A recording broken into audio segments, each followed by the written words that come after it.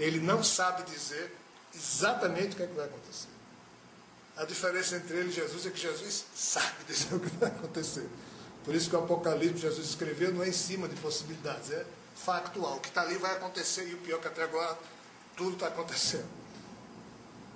Então, esse ser chamado Javé entregou um livro em que Javé conta a respeito dele próprio, na convivência dele, desde o início, quando ele escolheu Abraão. E ele nunca pousou de bonzinho. Quem fala a respeito de Javé é ele mesmo. Ou seja, o livro que fala sobre Javé é esse livro chamado Torá, ou seja, os 5 livros iniciais da Bíblia. E se foi Javé que escreveu, é Javé descrevendo a si mesmo. Qual é o problema? Na hora em que começam os estudiosos a perceber que o mito da criação, que foi colocado no livro Gênesis, e esse livro em tese foi produzido há 3.450 anos atrás, em média, 1.500 anos antes de Cristo,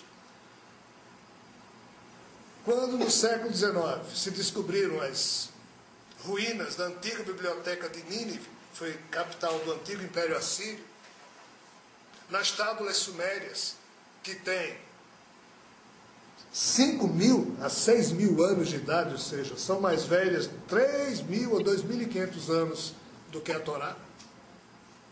Tem uma tábulazinha lá chamada Enuma Elish, que é exatamente os sumérios descrevendo o mito da criação. Deus criou primeiro isso, segundo aquilo, no 7º dia descansou. Aí os estudiosos disseram, mas como é que a Bíblia escreveu, alguém escreveu isso aqui 1.500 anos de Cristo, mas já tem isso aqui escrito 3.000 anos antes de Cristo? Obviamente, se percebeu que isso aqui é cópia disso aqui. Ou seja, Javé colocou, de forma simbólica no livro que ele deu a Moisés, o mito da criação, que já existia na Terra, mas que tudo indica, foi ele também que antes empurrou isso nos sumérios. Mais do que isso, Javé também é que fala do dilúvio. Fala dos seres, anjos, que na época do pai de Enoque, do avô de Enoque, coabitaram com as mulheres da terra. Isso também estava escrito nos mitos sumerianos. Noé, no dilúvio, mais de 2.500 anos antes de Javé falar no dilúvio para Moisés, já havia os textos sumérios. Aí o que é que se percebe? Adão e Eva, que Javé disse que foi ele que criou. Aí o pior, percebe-se que já existiam também textos sumérios que falavam que Enki e Enlil, dos Anunnakis, é uma outra história. Cada um dos dois manipularam, eram deuses que estavam aqui na Terra, seres extraterrenos, manipularam o Homo sapiens.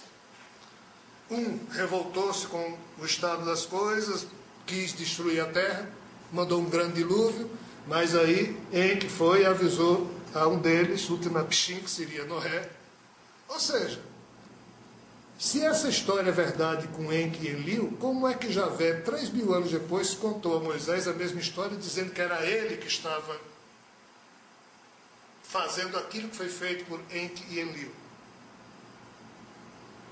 Esse é o problema. A natureza de Javé e dos assessores dele não está nem aí para o que nós, seres humanos, pensamos. Eles estão pretendendo contar a verdade deles, e para isso eles utilizaram, Flávio, de diversos elementos que já existiam na história da Terra.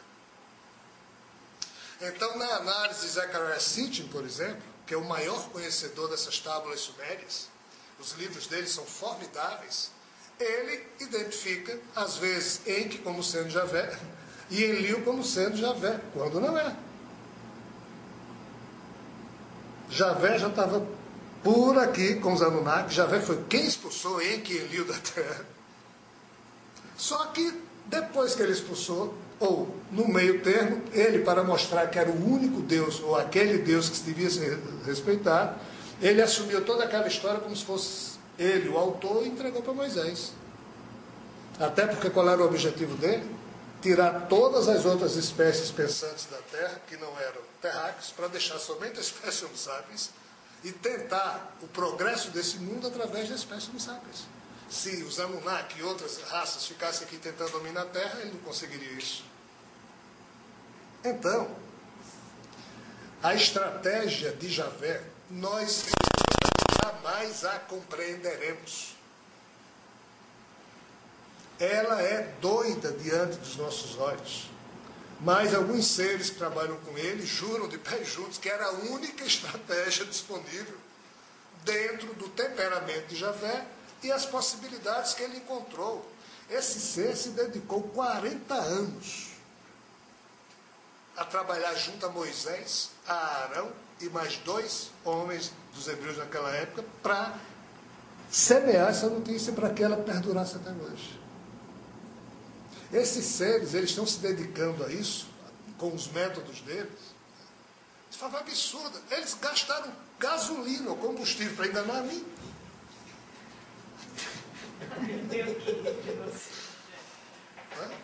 Gastaram combustível de algumas naves para me enganar. Né? Então, veja como uma coisa doida. Mas é essa a forma como eles escrevem a história deles, porque, segundo eles, é a única que nós entendemos. Eu não sei se isso é verdade, mas tirando pelo meu tamanho, deve ser, porque eles tentaram, através de mim, escrever alguns livros que eu me recusei a escrever. Agora nós vamos lhe passar o entendimento do livro de Daniel. Você vai escrever um livro chamado A Chave de Daniel. Eu digo, não vou.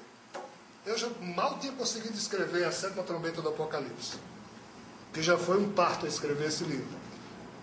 Aí eles disseram, pronto, agora depois desse, você vai escrever as chaves de Daniel, porque agora nós vamos dizer o dia e hora em que vai o encontro que eu escrevo. Segundo eles, pelo fato de eu não ter cedido a eles, eles criaram isso para anunciar, aí termina cumprindo o capítulo 11 do Apocalipse. Aí eu me pergunto, mas será que esses caras não conhecem o capítulo 11 do Apocalipse? Aí entra a questão das forças. Quem escreveu o Apocalipse não é a turma de Javé, é a turma de Jesus. Eu não posso aprofundar essa questão, mas então há toda uma... Pessoal, Jesus se deixou crucificar em respeito aos vaticínios proféticos de Javé através dos profetas em relação à missão que ele esperava. A coisa é muito séria. E Jesus foi mais quem pediu que nós amássemos a Javé. Até porque não há outra forma. Num dos livros que eu estou escrevendo, no final digo mais ou menos assim: a qualquer ser humano aqui, em especial se nascer na Índia, ele pode espiritualmente evoluir sem precisar de Javé, de Jesus, de ninguém. Porque esse é o grande barato. Mesmo a gente vivendo na base da mais ínfima das espécies que existem nesse universo, alguém fez um trabalho tão bem feito que mesmo nesse corpo animal, um espírito encarnando nele, numa vida só, se ele praticar, digamos, yoga profunda, a moda dos yogas profundos do hinduísmo, o espírito dele sai do controle. Cada vez que a gente morre, pessoal, cada vez que nossos espíritos deixam esse corpo, a gente vai para onde? Ou a gente vai para as esferas primárias da espiritualidade, ou para as esferas mais evoluídas. Entendamos por esferas primárias aquelas que estão vinculadas à criação universal, ou seja, à criação desse universo como Javé.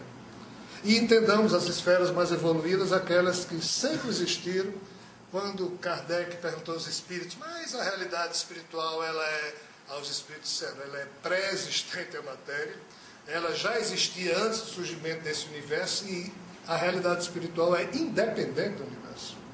Então, quando a gente desencarna e viveu bem, etc., tal, que o nosso espírito vai para as altas esferas da espiritualidade, a gente retorna à pátria espiritual.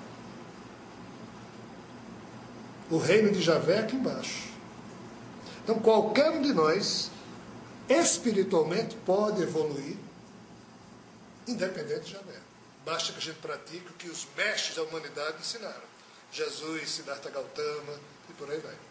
Porém, a espécie Homo sapiens e todos os que estão nesse universo somente evoluirão com o Javé.